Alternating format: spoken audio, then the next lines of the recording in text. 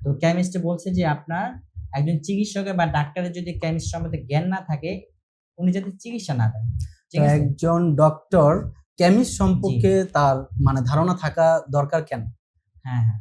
এটা আমি ফার্স্টে যখন ইতিহাস বইতে পড়লাম যে আসলে একজন ডাক্তার বা চিকিৎসকের কেমিস্ট্রি সম্বন্ধে ধারণা কেন থাকবে? যখন আমি সেকেন্ড ইয়ার, থার্ড ইয়ারে যখন পড়াশোনা করছি যে আসলে যে কেমিস্ট্রি এত ব্যাপক, যদি সে না জানে সে একজন রোগীর সঠিক চিকিৎসাটা দিতে পারবে না বা পরামর্শটাও সে দিতে পারবে না। তার কারণটা কি একটা এক্সাম্পল দিই।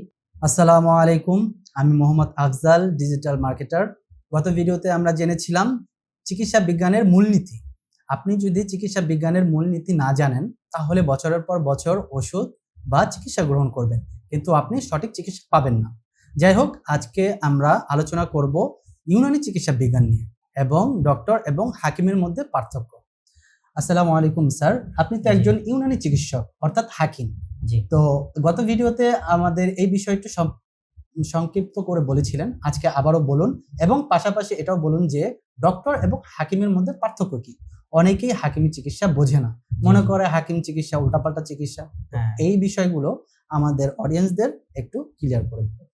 ঠিক আছে। ওয়ালাইকুম আসসালাম। তো এখন হচ্ছে আসলে হাকিম বা ডাক্তারের হচ্ছে গিয়ে অনেক পার্থক্য আছে। তো জি।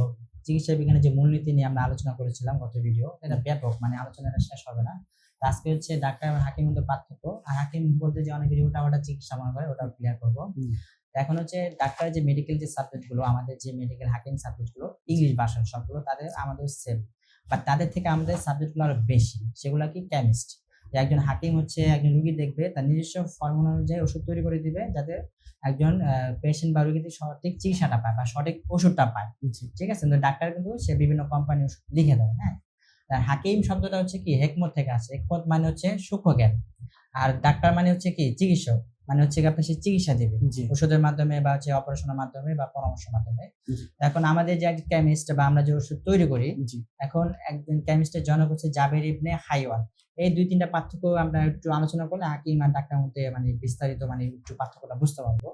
তো কেমিস্ট্রি বলছে যে আপনার একজন চিকিৎসকের বা ডাক্তারের যদি কেমিস্ট্রি সম্বন্ধে জ্ঞান না থাকে, উনি যাতে চিকিৎসা না দেন। ঠিক তো আছে? একজন ডক্টর কেমিস্ট সম্পর্কে তার ধারণা থাকা দরকার কেন? হ্যাঁ, হ্যাঁ। এটা আমি ফার্স্টে যখন ইতিহাস বইতে পড়লাম যে আসলে একজন ডাক্তার বা চিকিৎসকের কেমিস্ট্রি সম্বন্ধে ধারণা কেন থাকবে? যখন আমি সেকেন্ড ইয়ার, থার্ড ইয়ারে যখন পড়াশোনা করছি যে আসলে যে কেমিস্ট্রি এত ব্যাপক, যদি সে না জানে সে একজন রোগীর সঠিক চিকিৎসাটা দিতে পারবে না বা পরামর্শটাও সে দিতে পারবে না। তার কারণটা কি একটা এক্সাম্পল দিই। ধরেন হচ্ছে আপনার ভিটামিন সি, মরিচের ভিতরে আপনার কি থাকে? ভিটামিন সি থাকে। তারপর হচ্ছে তেঁতুল, তারপর হচ্ছে আমলকি, আপনার লেবু, ৪ টার মধ্যে ভিটামিন কি থাকে? সি থাকে। কিন্তু আপনার তেঁতুল কি করে? প্রেশার লো করে। এটার মধ্যে থাকে আপনার টার্টারিক অ্যাসিড। এই টার্টারিক অ্যাসিডটা কি? কেমিস্ট বা হচ্ছে রসায়নের শাস্ত্র এটা বলা হয়। ঠিক আছে? এজন্য এটা কি প্রেশারটা লো করে। আরেকটা হচ্ছে আপনার লেবু, এটাও ভিটামিন কি? সি। এটার মধ্যে কি থাকে? Citric acid. এই সাইট্রিক অ্যাসিড আপনার গ্যাস্ট্রিকের বা সাময়িক প্রস্রাবের জ্বালা-পোড়া দূর করে। ঠিক আছে? আরেকটা হচ্ছে মরিচের ভিতরে থাকে আপনার ক্যাপাসাইন নামক একটা কেমিক্যাল, যেটার ভিন্ন কাজ করে। আরেকটা হচ্ছে আপনার আমলকি, এটাও কি প্রচুর পরিমাণ ভিটামিন সি। এটার ভিতরে কি থাকে? Ascorbic acid. এই অ্যাসকর্বিক অ্যাসিডটা হচ্ছে কি আপনার কি কাজ করে? এটা হচ্ছে আপনার রুচি বাড়ায়, তারপরে হচ্ছে বমি দূর করে বা খাবারের রুচি বৃদ্ধি করে।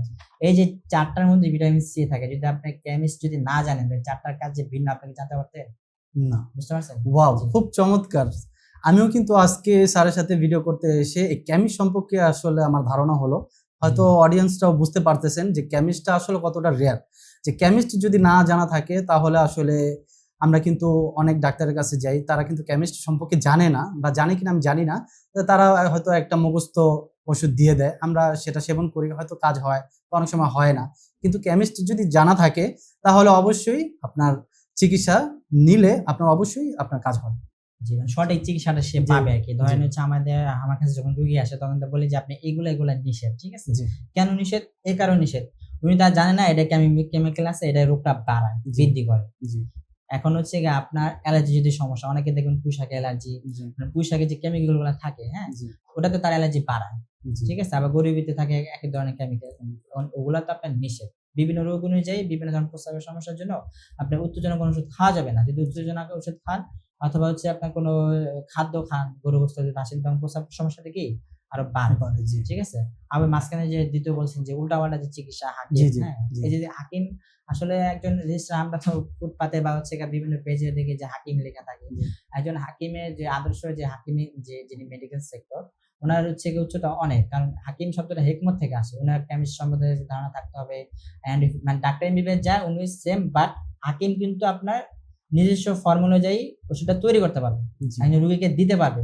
ঠিক আছে, তার কারণ তার ওই যে কেমিস্ট Chemist পড়া সম্পর্কে আছে, জানা আছে। কেমিস্ট না জানলে তারপর তৈরি করতে পারবে না। জি একজন রোগী আসলো, আপনার ডাক্তারের কাছে সেই ওষুধ দিল, ঠিক আছে, তার দরকার হচ্ছে আপনার লিকুইড ওষুধ, তাকে দিলেন আপনার ক্যাপসুল। তার দরকার থেরাপি, আপনি দিলেন ওষুধ। আপনার বিভিন্ন রোগের বিভিন্ন চিকিৎসাটা আপনাকে জানতে হবে, ওই অনুযায়ী আপনাকে সঠিক চিকিৎসাটা নিতে হবে। আর আমাদের জি। ডাক্তাররা তো মনে করেন যে মুখস্থ আপনার জি, যে জি। ওষুধগুলো দেয় এবং হ্যাঁ। বড় বড় কোম্পানিদের সাথে তাদের একটা ডিল থাকে, হ্যাঁ, তাদের ওষুধগুলো মার্কেট পাওয়ার জন্য তারা বড় বড় কোম্পানিদেরকে জি। সাথে আর কি যে কোনো ওষুধ আর কি সেটা কাজ কম করুক বা বেশি করুক সেই তাদের ওষুধগুলো সাথে কিন্তু deal দিয়ে হয়, থাকে। তাদেরকে দিয়ে দেয়। যাই হোক, জি। আরেকটা বিষয় যে উল্টাপাল্টা যে হাকিম যারা আছে, যে রাস্তাঘাটে তো মানে হাকিম তো ছয়লা হয়ে গেছে, যে আসলে হাকিম ধরেন হচ্ছে যে কেউ দেখবে নামের আগে হাকিম লেখা দেয়। বাট হাকিম শব্দটা আমাদের হচ্ছে একটা বোর্ড আছে, ইউনাইটেড বোর্ড, এটা হচ্ছে স্বাস্থ্য অধিদপ্তরের আন্ডারে সরকারিভাবে। একজন হাকিমের অবশ্যই তার রেজিস্ট্রেশন নাম্বার থাকতে হবে। ঠিক আছে, এই যে ধরনের যে উল্টাপাল্টা অনেকে যে ভাবে যে নেগেটিভ হাকিম মানে যৌন চিকিৎসা জি। বা হচ্ছে উল্টাপাল্টা চিকিৎসা, না।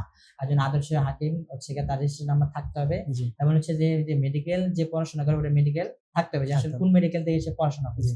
আর যে ফুল ডিপ্লোমা থেকে বলছে, ডিপ্লোমা না ব্যাচেলর, ঠিক জি। আছে, দুইটার কি থাকতে হবে, মিনিং থাকতে থাকতে হবে। হবে। এই যদি এগুলো না থাকে তাহলে কি সে হাকিম না। আর যে হাকিম তো অবশ্যই, যে কেমিস্ট আপনি তো মানে আমার সাথে আলোচনা করে জি। মানে আস্তে আস্তে আসলে বুঝতে পারতেছি যে জি আসলে জি এগুলো খুব ডিপের বিষয়। হ্যাঁ, জি। আমরা আস্তে আস্তে এগুলো নিয়ে আলোচনা করবো। জি ঠিক আছে।